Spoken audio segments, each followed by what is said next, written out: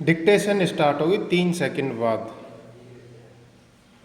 Start. महोदय, जब तक हिंदी भाषी हिंदी को हृदय से स्वीकार नहीं करते तब तक वह राष्ट्रभाषा का स्थान नहीं पा सकती, और यह तभी हो सकता है जब वे यह समझें कि इसमें उनका भी योगदान है और उन्होंने इससे केवल लिया ही नहीं बल्कि इसे कुछ दिया भी है, और उन पर कोई दूसरी भाषा लादी नहीं गई है, बल्कि यह उनकी ही भाषा है।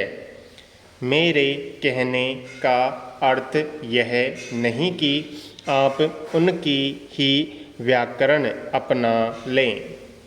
इसका अर्थ यही है कि आप उदारतापूर्वक जितना ले सकते हैं ले लें। भाषा इसी प्रकार बन सकती है। यह भी आवश्यक नहीं है कि उसको स्वीकार करने पर आप वही लिखना आरंभ कर दें, परंतु जो वे लिखें उसको आप गलत न समझें। आज किसी भी भाषा का रूप वही नहीं है जो उसके प्रारंभिक काल में था। उसमें परिवर्तन होता रहता है। हिंदी के इतिहास में भी आपको यही बात मिलेगी।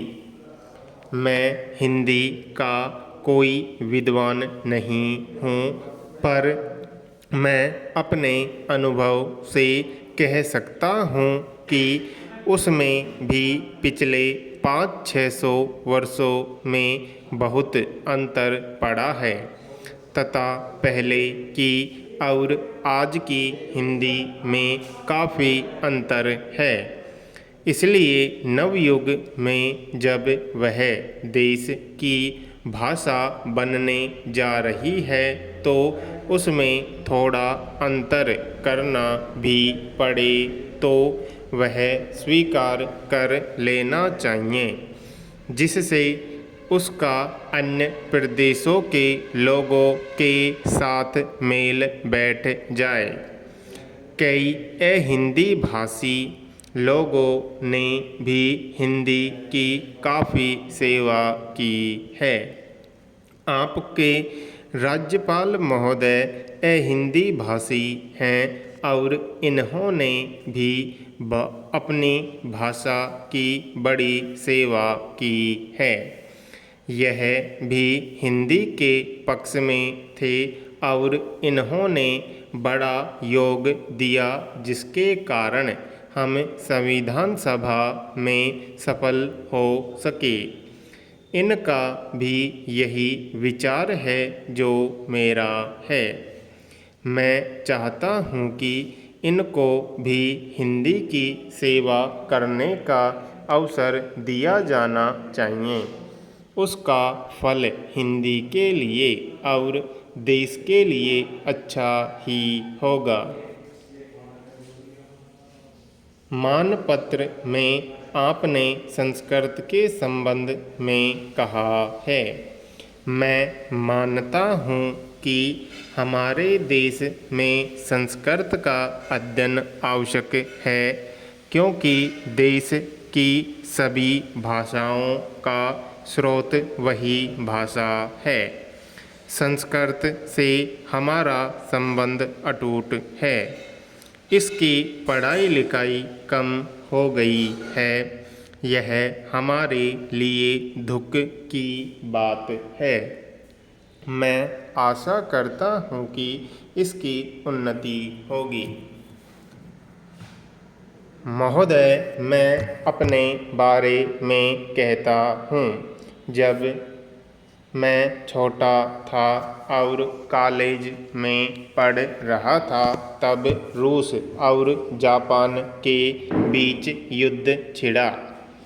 उस समय समाचार पत्रों में जापान के संबंध में बहुत सी बातें छपा करती थी।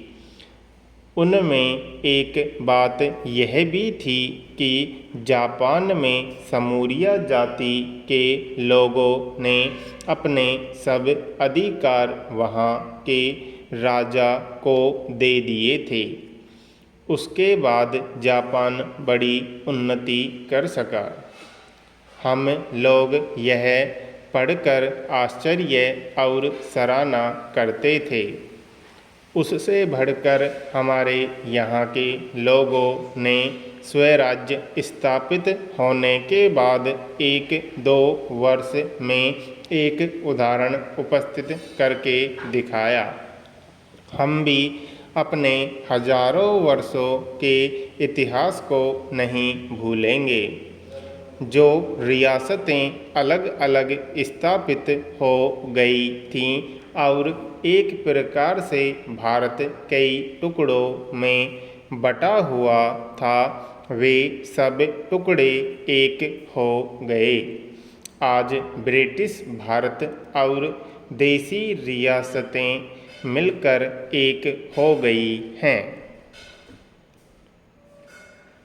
उसके बाद हमारे सामने यह प्रश्न आया कि भारत के लोग केवल स्वराज्य से ही सुखी नहीं हो सकते, उनको किसी न किसी प्रकार सुखी बनाना है। इस संबंध में सरकार ने और अपनी ओर से प्राय सभी राज्यों में जमींदारी और जागीरदारी उन्मूलन के कानून उपस्थित किए और वे कानून पास हुए।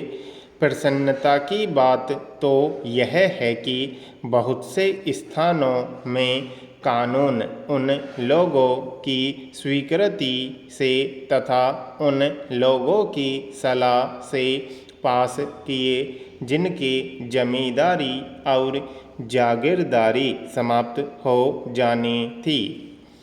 यह भी देश प्रेम का उदाहरण है। उन लोगों ने अपनी संपत्ति का त्याग इसलिए किया कि उससे सारे देश को लाभ पहुँचे। वह काम भी लगभग पूरा हो गया और पूरा होता जा रहा है। हमारे सामने मार्ग प्रशस्त है और अब हमें इस पर चलने की शक्ति चाहिए।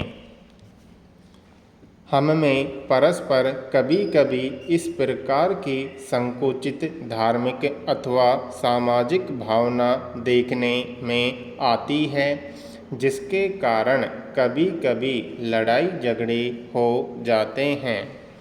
हम इस चीज़ को भी दूर करने का प्रयत्न कर रहे हैं। हमारे संविधान में स्पष्ट बता दिया गया है कि कोई चाहे किसी भी धर्म का क्यों न हो, किसी भी जाति का क्यों न हो, इस देश में सबको समान अधिकार है। गरीब से गरीब आदमी को भी वही एक वोट देने का अधिकार है जो कि राजा साहब को है या मुझे। धर्म के नाम पर किसी प्रकार का भेदभाव नहीं किया जाता है।